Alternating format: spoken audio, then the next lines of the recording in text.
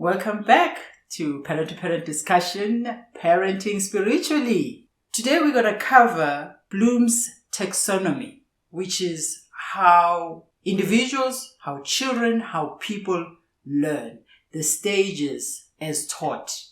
I'll be bringing then also the steps of learning in the most natural way. And that correlate with life process. And that life process is something we do on a daily basis. So how do we link the subconscious mind, things that happen unconsciously, to how we learn? Looking forward to having time with you.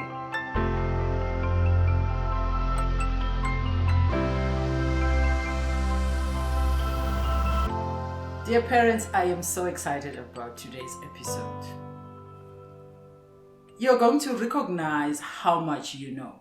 And I appreciate the fact that we have unpacked these processes, this parent-to-parent discussion, tapping into the knowing that lives within us.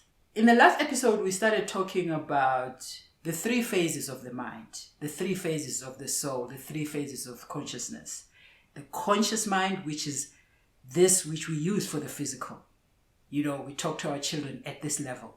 And then there's a subconscious part of us that we don't see and use consciously. To think that holds about 95% of what we know and what the body does. 95%. So we're engaging with our children at 5%. We're engaging with people generally at more or less 5%. So the practices I was referring to in the past episode are to get the subconscious mind to communicate with the conscious mind and the conscious mind to communicate with the subconscious mind. So when you retire and reflect, you're actually taking that is in the conscious mind to bed with you, to a subconscious level with you. And you wake up the next day, we've seen it with artists, they wake up, they have a new idea. So that means the subconscious is communicating now with the conscious mind. That's where you want to get to. In education, at school, educators are taught about the Bloom's taxonomy, which is the stages of how a person learns, how a student learns, how a learner learns. They are given knowledge.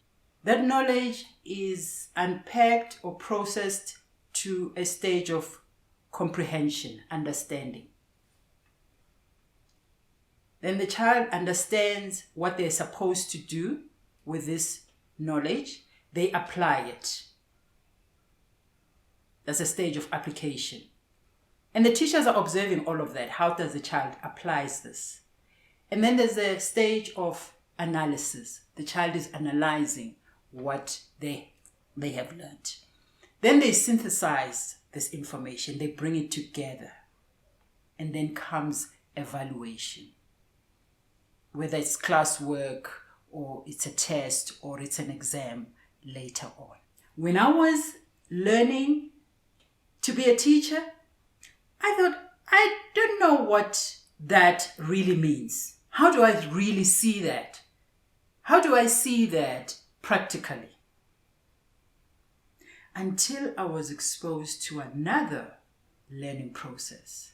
And that's what I'm going to share with you. The 7 steps of learning. But I want to start with the 7 steps of a life process. They correlate, but then they also simplify what I've just shared with you in terms of the Bloom's taxonomy. So the life process says, we breathe. We take in whatever it is, whether you are just breathing or you are drinking something or you are eating something, you take it in. While it's in your mouth, you are warming it up. It gets warmed up, whatever it is. It goes down to nourish your system, which is it's getting digested. We digest it, and once the food is digested, as we know, is that it gets sorted. It gets to different parts of the body where it's needed. And that which is not needed is excreted by the system.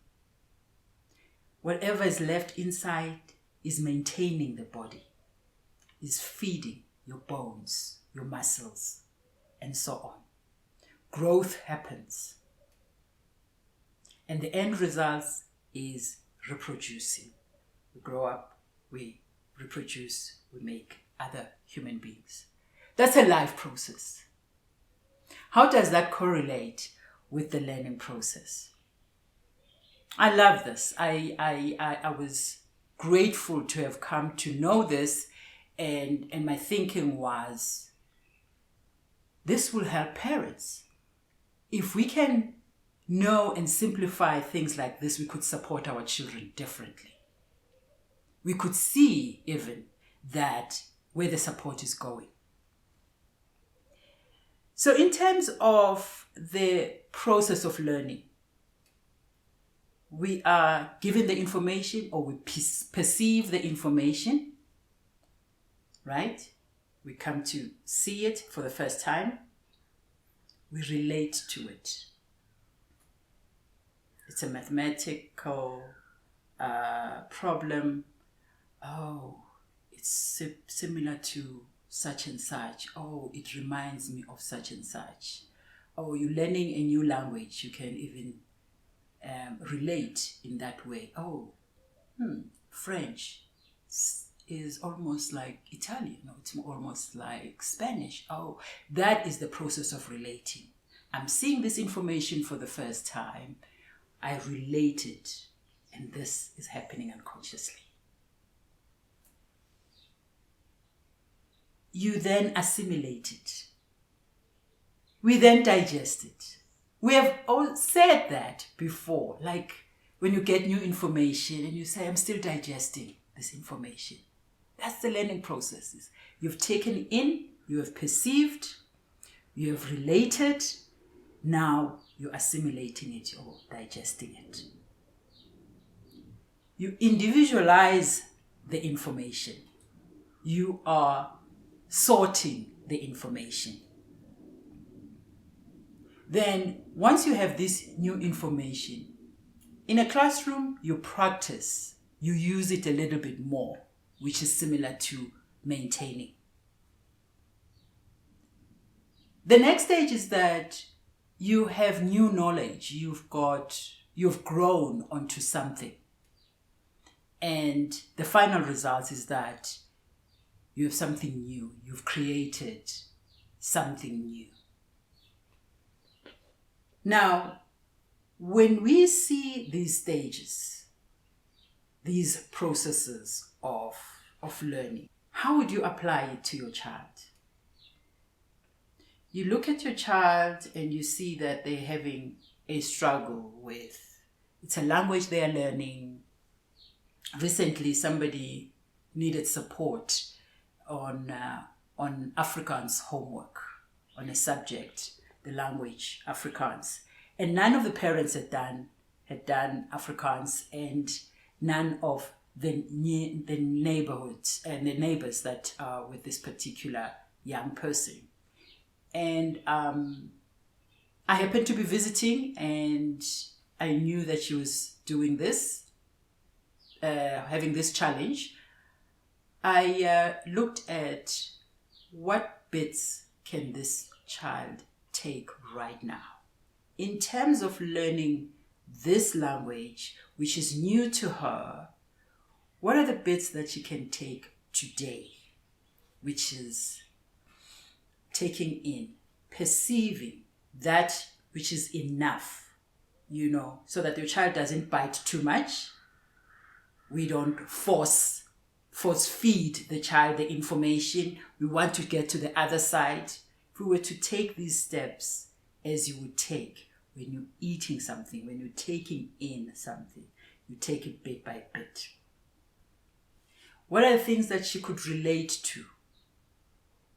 I was able to support her with those bit of things where the Afrikaans language has some similarities to English, which she knew. And so that's the relating part.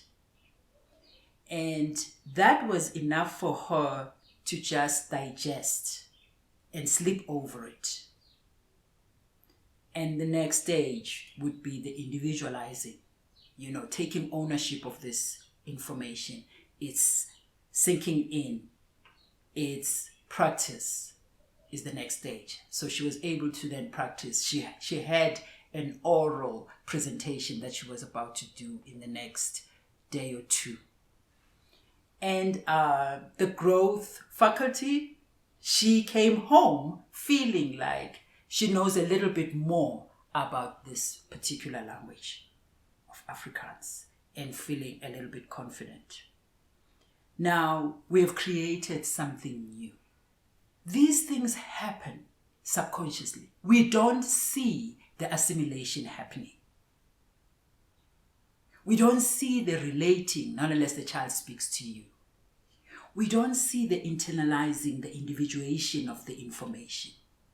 This is the big part of the invisible world. This is the big part of the soul knowing. We do these things on our daily basis. When it comes to food and part of living, we do this without even thinking.